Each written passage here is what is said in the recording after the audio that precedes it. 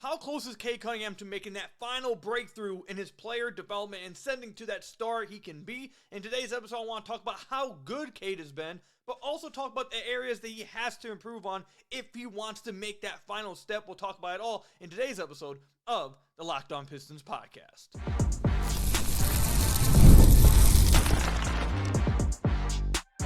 You are Locked On Pistons, your daily Detroit Pistons podcast, part of the Locked On Podcast Network, your team every day. What's the deal? Welcome back to another episode of the Locked On Pistons podcast. Per usual, I am your host, Kuka Hill. You can find me over on Twitter at Kuka Hill. I want to thank you guys for making Locked On Pistons your first listen of every single day. We are free and available on all your podcast platforms. If you haven't already, head to the YouTube channel. Hit that subscribe button. We are on our way to 10,000 subscribers. We are just under 1,000 away. If you haven't already, please hit that subscribe button. A lot of you guys who watch and listen have not hit the subscribe button. We have a goal of 10K by the end of the year. So if you want to find the best way to support the podcast, please hit that subscribe button. Or you can also leave us a 5-star review on whatever podcast platform you're listening to us on. And today's episode is brought to you by Game Time. Download the Game Time app, create an account, and use code LOCKEDONNBA for $20 off your first purchase. Also, you can head over to LockedOnDaily.com, type in your email, and you'll get a Locked On Pistons daily newsletter along with your Locked On Pistons daily podcast. And if you're interested in joining the Locked On Pistons Insiders program, text the number at the bottom of your screen here if you're watching this. And we'll talk a little bit more about that a little later as well. In today's episode, I want to talk about changes that maybe should be made moving forward, at least for the next quarter of the season.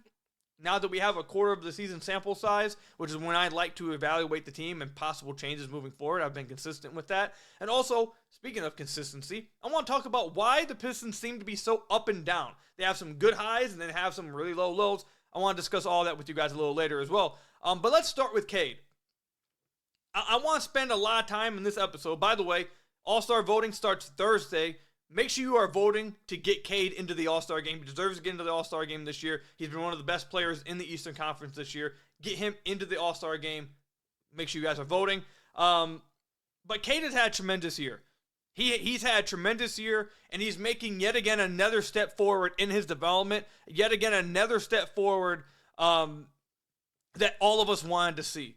I think if you read his stat line at the beginning or at this point of the season to Pistons fans before the year, I think most people would say, yeah, that's probably right around where we would like it. That's probably what we expected, and he's on course to where we want him to be. Now, again, we'll pick through some things that maybe he can get better at, but I think he's having a fantastic season. He's averaging 23.5, almost 10 assists a game. He's averaging 9.7 assists per game. Over the last 4 games, he's averaging like 13.5 assists. He already has 6 triple-doubles on the year. Only LeBron and Nikola Jokic have more. He's been absolutely fantastic this year. And I want to provide some numbers to show you guys just how great he's been this year. So stay with me. We're going to go through some numbers that are really interesting to me and showcase how good he's been. And then also we're going to get to where he still struggles at and what he has to improve on if he wants to make that jump to superstardom, which is the next jump for him. But let's start with the good numbers. All right. I tweeted all these numbers out a few days ago. I went on a big spree just researching numbers. I was pretty... These numbers are pretty interesting to me. So, first one, Cade Cunningham is one of 6 players who have at least 10 pick-and-roll possessions per game. The 6 players are DeJounte Murray, who played a very limited sample size, so you can take him out. LaMelo Ball, Cade, Damian Lillard, Trae Young, and Luka Doncic. He's shooting 39.7% coming off on threes coming off that pick-and-roll. Now, these are numbers before this past game, so those numbers might have gotten even slightly better. But they're all going to be around exactly where it's been. It's only 1 game difference. I haven't looked at all these numbers updated since last night's game, but it's not going to change it too much at all. This would rank 3rd amongst those 5 players, right behind LaMelo and ahead of Damian Lillard, Trae Young, and Luka Doncic. So remember, coming out of college, and over the first 2 years of his career, I talked about how his pull-up shooting had to translate to the NBA. The pull-up shooting that we saw at Oklahoma State had to translate to the NBA, or he was not going to have any chance of reaching the stardom that was envisioned for him when he was drafted number 1. And we saw a little bit of it last year, start to take that next, start to improve, started to see glimpses of it. And then this year, it's fully just here. It's just, he's fully here with his pull-up three-point shooting. His shooting off the dribble has just been fantastic. You'll get to that a little later. But you're starting to see that he's able to leverage that gravity coming off the pick and roll. Guys can't just go underneath the screen. It's forcing guys to play higher on him, opening up different angles for different passing attempts. It's just opening up so many things for the Pistons offense because he's able to hit these threes now coming off of the pick and roll at a clip that no one else at his volume is really able to do outside LaMelo Ball, who's been absolutely fantastic. Another guy who's been great. So that's the first number. The next one, in the pick and roll, including passes. Now, at the time when I tweeted this out, he was 79th percentile. That was December 16th. I have this one pulled up. If you did it today after the game against Miami, he was 76th percentile before the game against Miami. After the game against Miami, he is in the 86th percentile in the pick and roll when including passes, which means he's scoring at a high enough rate. He's scoring at a high enough rate himself coming out of the pick and roll, but he's doing an even better job of creating open looks and creating good looks coming off the pick and roll. He's picking teams apart with the ball in his hands. Yes, he can improve in some turnovers, like we'll talk about later, but when he has the ball in his hands coming off the pick and roll, there's not many players who are better than Cade at this point in his career. There's not very many that are better, especially at his volume. Before the game against Miami, he was ranked 10th out of 22 players who had at least 13 of these possessions per game. After Miami, he's jumped all the way up to the top 5. He's one of the very best players in the NBA at orchestrating out of the pick and roll, not just for himself, but then creating for his teammates. He's picking defenses apart, and he's becoming a pick and roll maestro and just a floor general. Along with taking these jumps as a scorer, as a shooter, he's also making these jumps as a playmaker. He's making these jumps as a floor general. And that's why, everybody, ladies and gentlemen, he is a point guard. Let's keep going on with this. Cade Cunningham is one of 22 players to have at least 50 possessions this year in post-ups, including passes. Out of the 22 players in the NBA, he ranks 5th in the NBA in points per possession at 1.169 points per possession. He's between Pascal Siakam and Nikola Vucevic. So he's one of only 22 players that have 50 possessions in post-ups that include passes. And he's scoring at a high rate out of these. Again, he's able to score out of the post-ups. He's capable of taking advantage of mismatches on the block or at the high post where he posts up. But he's also, as the defense commits to him, if they try to double him, which they often try to do, you saw a lot of it against Miami, he's able to consistently, almost every single time, make the right read and create an open look for the Detroit Pistons. I just want to pause with the numbers real quick. What you're going to get, the biggest takeaway you should get out of all of these numbers I'm throwing at you is, one, Cade's taking a step as a scorer and a floor general, obviously. But the gravity that Cade is having for the Detroit Pistons is towards the top of the NBA. The amount of attention that's being focused on Cade and the fact that he's able to generate this type of offense, not just for himself, but for others, he's learning how to leverage his own gravity. And his gravity is reaching other levels this year. So can he improve on the turnovers? Yes. I think he's already starting to improve on them. But he is learning how to leverage his gravity to a point where he's just generating great offense when he's on the floor for the Detroit Pistons. He's been fantastic. But let's keep it going. This is another one that I really love to see. Cade Cunningham is one of 60 NBA players to have at least 4 off-the-dribble jumpers per game. Of those 60, he ranks in the top 15 in three-point percentage off the dribble. Again, one of 60 players to take at least 4 off-the-dribble jumpers. He's ranked in the top 15 in three-point percentage on off-the-dribble jumpers. I don't know. The other game against Miami, we watched him pull out the Curry slide, crossover, and I felt like I was watching 2K24. The packages that he's unlocking, the confidence that he's oozing on these pull-up jumpers is completely unlocking a whole new part of his game that he didn't have his rookie season, and that he was starting to show glimpses of last year, but you're seeing even more of it now. It's absolutely, he's taking another jump, everybody. He's taking another jump. He's becoming a legit, all-around, fantastic offensive basketball player. Right before your eyes. You're watching him make this ascension into stardom. Now, he has all those great things I just mentioned, along with being a 67th percentile catch and shoot shooter, 88th percentile in guarded catch and shoot shots, which is great. He's also in the 75th percentile when it comes to spot-up opportunities. So he's becoming a great offensive player all around.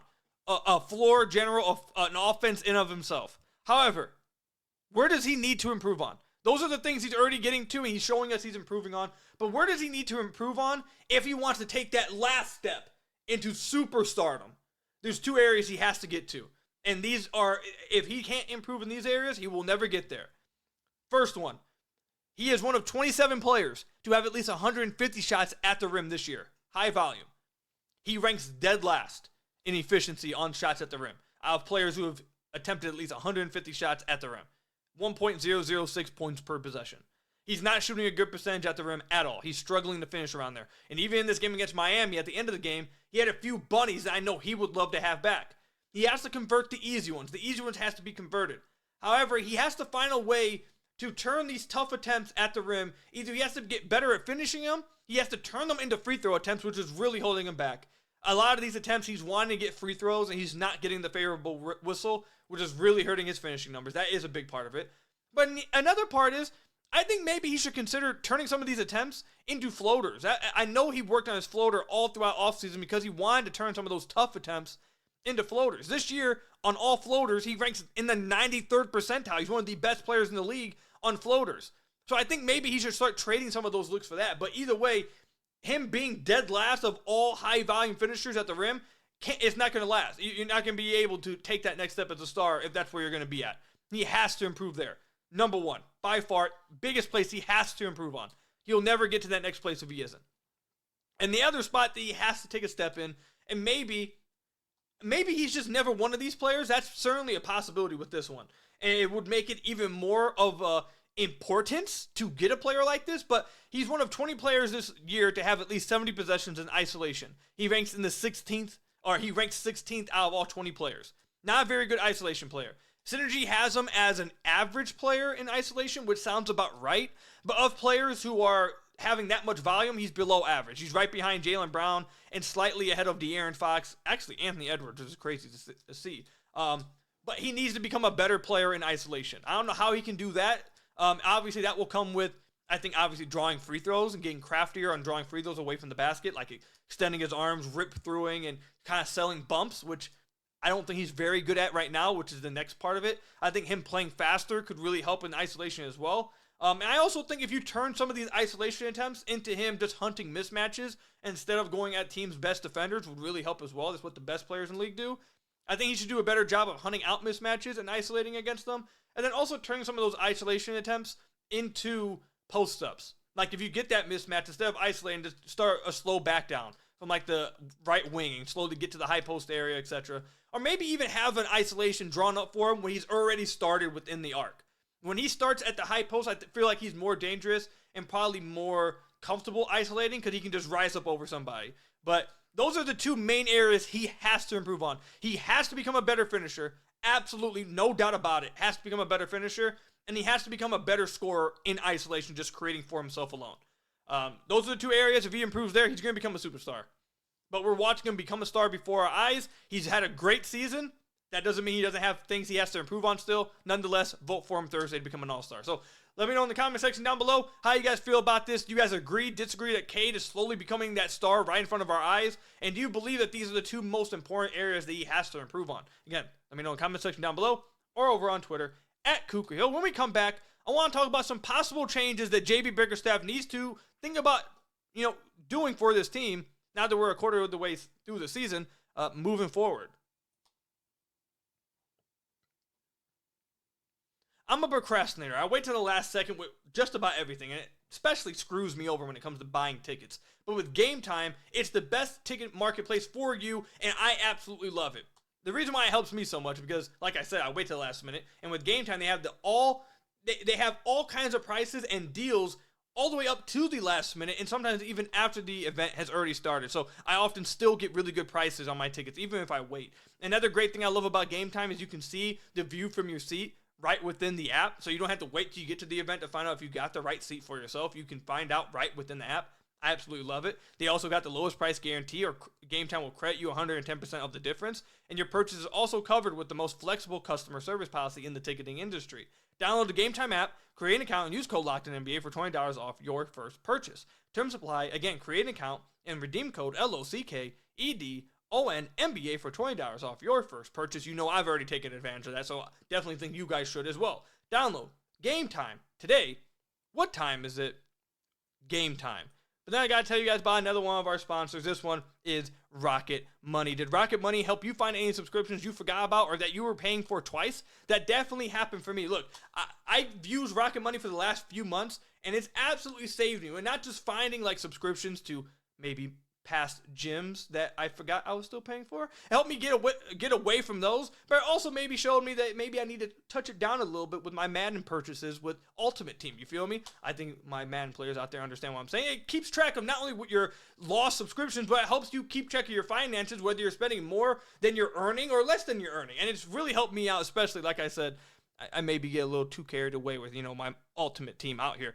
For me, again, it's one of the best features in the subscription tracker. I've used it to cancel services I wasn't using anymore. I've already used it to save an absolute ton. And you also have a goals feature within Rocket Money. I've been able to automatically set aside money for my future and no more stressing out about it every single month. Cancel your unwanted subscriptions and reach your financial goals faster with Rocket Money. Go to rocketmoney.com/lockedon today. That's rocketmoney.com/lockedon. Again, rocketmoney.com/lockedon. So I want to thank you guys again for making Locked On Pistons your first listen of every single day. We are free and available on all your podcast platforms. If you haven't already, head to the YouTube channel at Locked On Pistons. Hit that subscribe button or leave us a 5-star review on whatever podcast platform you're listening to this on. That's another great way to support the podcast. All right, so if you've listened to this podcast for a minute, if you've been a long-time first-day listener or everyday listener, and by the way, please hit that subscribe on the YouTube channel. We're on our way to 10,000 subscribers. We've got to get there. Please help me get there. I really would appreciate it. If you want to be part of the Locked On Pistons Insiders Program, text the number 313-914-6528, and you can text with me whenever you want. I also will be your personal insider. You'll get text messages,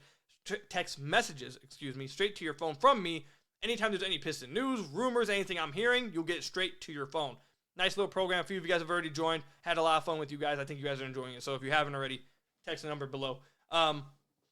Anyways, if you've listened to the podcast for a while, you know that I like to evaluate the season in quarters. And yes, I got it from JJ Redick. JJ Redick, a few years ago when I was listening to the Old Man in 3, he talked about how he and coaches that used to coach him, obviously, suggested to him that they have always looked at the season in quarters. And they like to wait to do like real evaluations through quarters of the season. That's a decent enough sample size to feel like, okay, good enough sample size I can feel comfortable with what I'm about to, evaluate and what my analysis is. So the Pistons are just a bit over a quarter of the year through.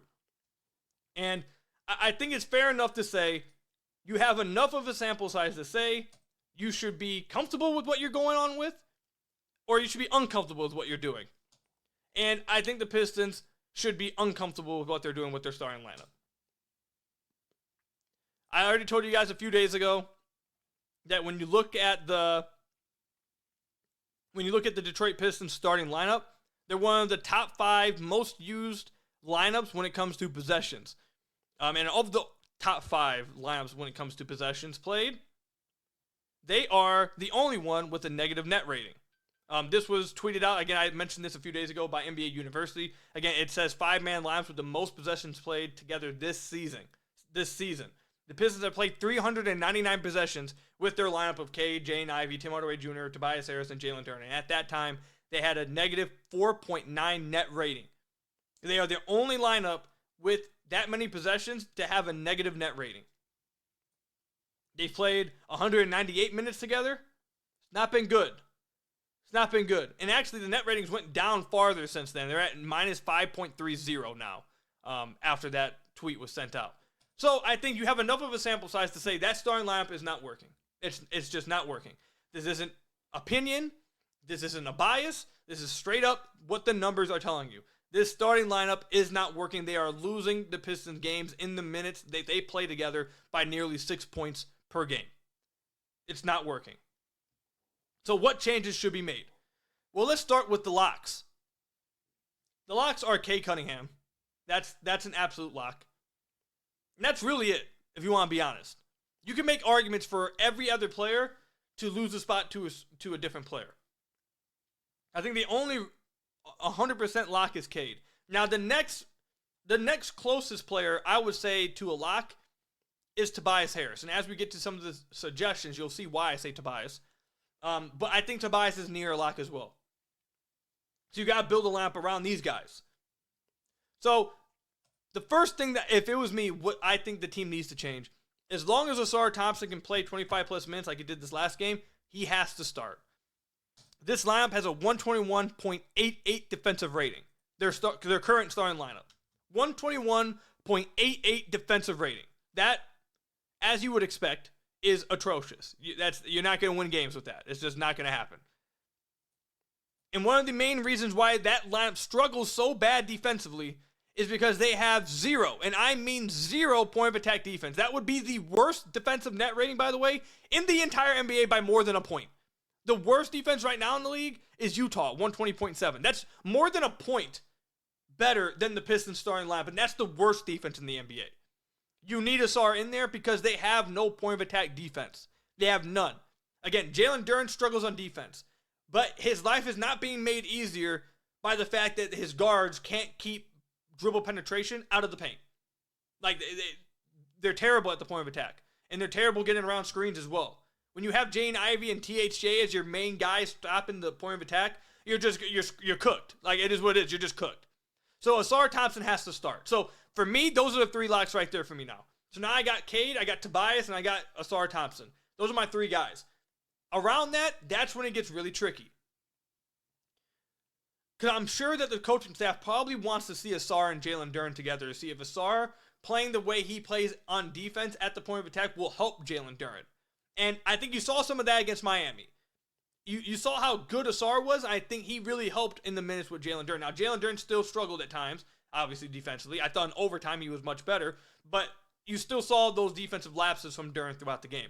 So you could go with Duren, or you could go with Isaiah Stewart, who for the vast majority of the year, now actually you can't go with Stu now, but because he's hurt and we don't know when he's coming back or how serious the injury is. So actually, just wipe that off. I honestly had it in my notes right here that Stu's hurt, but I kind of was just talking. I completely forgot that Stu's not even an option now. So yeah, Jalen Duren's a lock right now. So Jalen Duren's a lock. So now you got 4. So you got Cade, Tobias, Duren, and Ausar. So there's your 4 locks. Now this is where it becomes really tricky. Because so far, through over a quarter of the season, I think there's only 2 options here. I don't think it's THJ. I don't think THJ should continue to start. I think THJ's been fine. I think he should continue to get minutes. I think he's been fine in his role. He was great against Miami. You need his high volume shooting, 100%. So I think he obviously stays in the rotation and plays 20 plus minutes still. But then you start talking about the next guy to start is either going to be Jane Ivey or Malik Beasley. And at that position, I think what it comes down to, who fits best next to Cade. And I'm not even going to give my opinion. I'm just going to give my numbers. Because I know if I give my opinion, some people will sit there and think I'm somehow making these numbers up, or I'm just lying and I'm just hating. But the numbers are the numbers. We're at a quarter way through the season. It is what it is. Cade Cunningham and Malik Beasley, when Jane Ivey's off the floor, they have a plus 6.29 net rating. And this is a large sample size. This is 317 minutes. Large sample size. They have a 115.33 offensive rating, which would rank, which would rank 8th in the NBA. They also have a defensive rating of 109.23, which would rank 7th in the NBA. That's with Cade and Malik Beasley with Jane Ivey off. Cade Cunningham and Jane Ivey with Malik Beasley off with 1 less minute than the other one. It's 316 minutes. Has a net rating of minus 6.75. They have a defensive net rating of 122.31, so it's 13 points worse defensively, and it's by far the worst defense in the NBA, more than 2 points worse than the worst defense in the NBA, but they maintain the same level offensively. Offensively, they remain the same, 115.5, but the defense is more than 13 points worse. So, with that said, and along with the fact that I spoke about, you guys remember, a few episodes ago, I talked about who Cade is assisting the most this year. It's by far Malik Beasley, not even close. And the amount of points that duo is generating per game is by far the most points generated by a duo for the Detroit Pistons on the roster. So for me, I think you at least have to consider. You have to consider at the very least. Oh, I just got a notification. Is this Shams? Oh no, that's the Falcons. They're starting Michael Penix over Kirk Cousins. Not a big deal. Anyways, I think at the very least you have to consider if you're JB, this starting lineup for sure has to change no matter what. Like that starting lineup cannot continue to play. But I think you have to consider playing Malik Beasley over Jaden Ivey. And you can play Jaden Ivey still the 30 minutes, and you can still play him and develop him off the bench. That was a lot of the argument during the season, or during the offseason, was get someone in who can play more than him, reduce the role, reduce the load on him, and develop him slowly. But, I mean, we're at 316 minutes, and it's a 12-point swing between Malik Beasley and Jaden Ivey with Cade. A 12-point swing. That's not small. And it's not a small sample size either. So I would think that Cade, Malik Beasley, Asar, Tobias, and Duren would be the best starting five. I want to give a quick explanation why, because I know the quick counter, which is definitely a lineup that you could consider, but I'm not going to go with, is Cade, Ivy, Malik Beasley, Asar, and Duren. I've seen some people float that one out. Here's the problem with that one. You run into the same problems defensively. You're not fixing anything. With Asar at the 4 and no other big body, you're putting Asar on the power forward or the 4, and you're keeping him away from the point of attack. All you're doing is telling him basically to guard the Giannis's of the world, and he's too small to do that full time.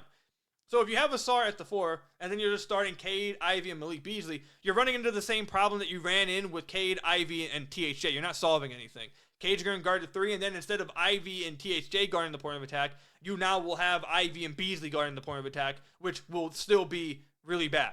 So you're not solving that issue, which is, I think, the biggest issue with this team, which is their point of attack defense. So Asar has to be in the starting lineup, and he has to be starting at either the 2 or the 3, which is why you need Tobias in the starting lineup. You need Tobias so he can guard the 4s. You don't want Asar full-time on the 4s. You're defeating the purpose at that point. So you have to start Tobias. You have to start Duren. You got to start Asar at either the 2 or the 3. Now, if you want to start Cade, Ivy, and Asar, I mean, I'm cool with that. Like, that's fine if you want to go that route. Ivy's been fine offensively. He's shooting really good from outside the arc. But I think the numbers suggest that Cade and Malik Beasley are just a better duo for the team than Cade and Ivy are right now. At the beginning of the year, the first 10-ish games, Cade and Ivy were doing fine. I believe they had a neutral net rating, slightly positive. I think it was like 0.56 or something like that. Then ever since then, it's been slowly going down. And I think that some of that has to do with Jaden Ivey's not playing as great as he did the first 10 games. Not playing poorly, but he's not, taking over like he was at the beginning of the year. Like he was coming out the gates on fire, and he's not so much that right now. I think just most of it has to do with Jaden Ivey defensively. And maybe you solve that with Cade, Ivy, and Asar, because you still will be able to play Asar in the point of attack, Cade on the 3, and then Ivy on the off-ball guard. So that's certainly possible. You can certainly do that as well. That works. I just think that the numbers on a decent sample size suggest that the better lineup would be Malik Beasley instead. Also, Malik Beasley went in the 8 games he started this year, 21 points a game, 71 true shooting percentage. He's shooting nearly like 47% from deep this year on high volume and around I believe it's 10 attempts a game. So I just feel like the numbers at this point towards the Cade and Malik Beasley duo being better for the starting lineup right now. But again, if you want to go with Ivy instead of Beasley, I'm not going to completely shame you for I'm not going to go crazy over it. I just think at the very least Asar has to start at the 3 so you can solve that point of attack defense. That has to be the case.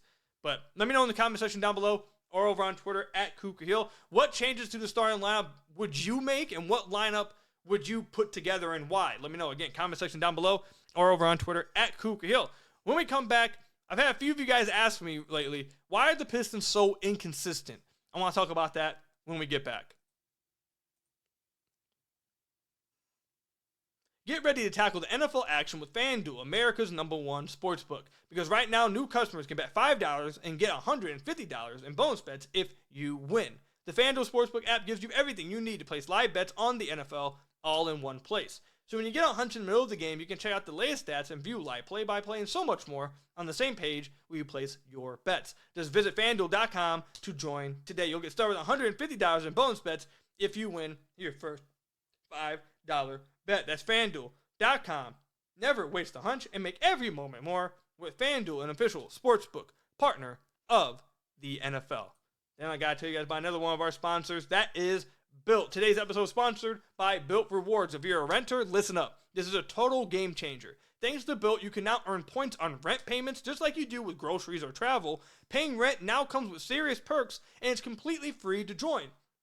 Earn valuable Built points on your rent and everyday spending at no extra cost. Redeem points for flights, hotel stays, and even future rent payments. With over 500 airlines and 700,000 hotels in their program, the possibilities are endless. Access unique experiences that are exclusive to Built members. I love using points for travel. My wife obviously loves traveling. We just got back from Iceland a few months ago, or like the last month and a half ago. And Built makes it so easy to turn rent and some of those travels and the hotels that you're staying in into rewards. If you're already paying rent, why not make it work for you? Start earning points on rent you're already paying by going to joinbuilt.com/lockedonnba. That's joinbuilt.com/lockedonnba. Make sure to use our link so they know that we sent you. Don't wait. Start earning rewards today with Built.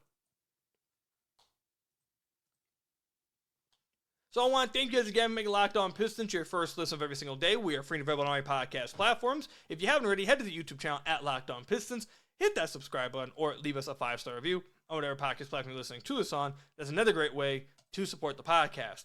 All right, why are the Pistons so inconsistent? A lot of you guys have mentioned to me, asking, why are the Pistons so up and down? You'll have a great win and then a few terrible losses, and a great win and a few terrible losses. Well, the easy answer, I think the easiest, and what's the saying? What's that theory? I want to say it, but I feel like if I say it and I'm wrong, you guys will clown me. I'll say it anyways. I could be completely off with this. But isn't it called something razor when it's like the easiest answer is oftentimes the right answer? I forget what the saying is. Don't clown me in the comments. But I think that is just simply that they're young. Like that's the easiest answer that you can give. And it probably is the most real one, is that you're going to have, ups and downs with a young team like the Pistons that are still trying to develop after the season they had last year. You're going to have those ups and downs throughout the year. It's going to happen. So that's the first reason. The second reason is they are heavily reliant on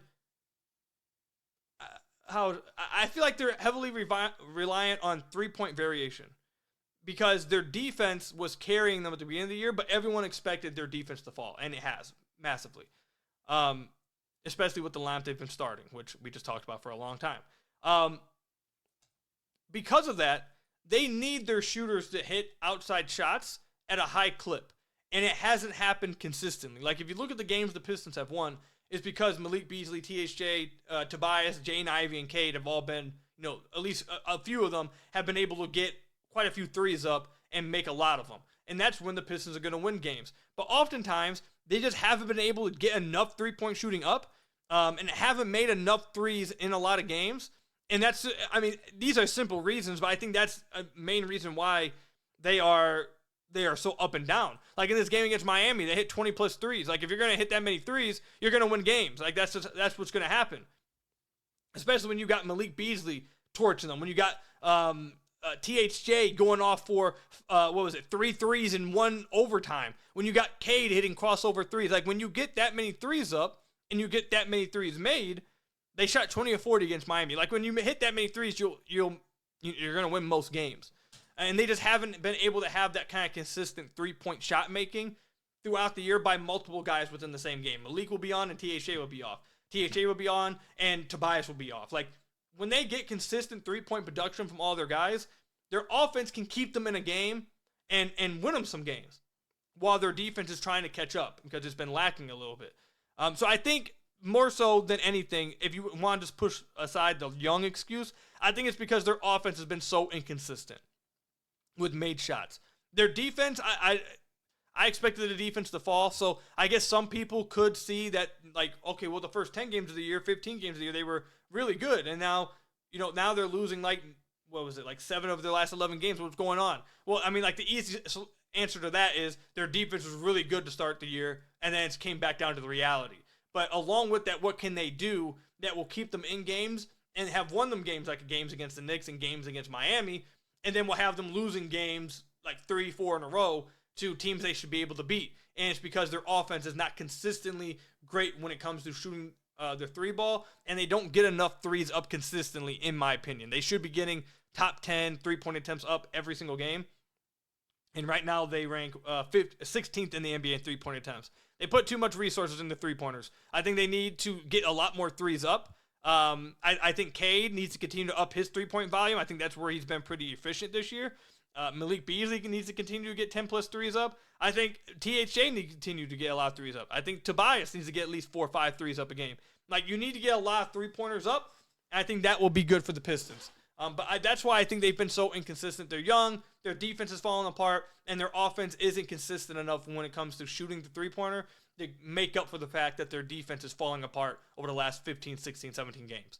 So let me know in the comment section down below why you guys think this team is so up and down over the last 15-ish games, 16, 17 games. In the comment section down below or over on Twitter at Kuka Hill. That's all I've got for you guys to get today. My goodness. Thank you guys for making Locked On Pistons your first listen of every single day. Free and available on all your podcast platforms. Hit that subscribe button to the YouTube channel. On our way to 10,000 subscribers. I really would appreciate it. Leave us a 5-star review on whatever podcast platform you're listening to this on. And until next time, I will see you guys later. Stay safe out there. Until next time, peace out, everybody.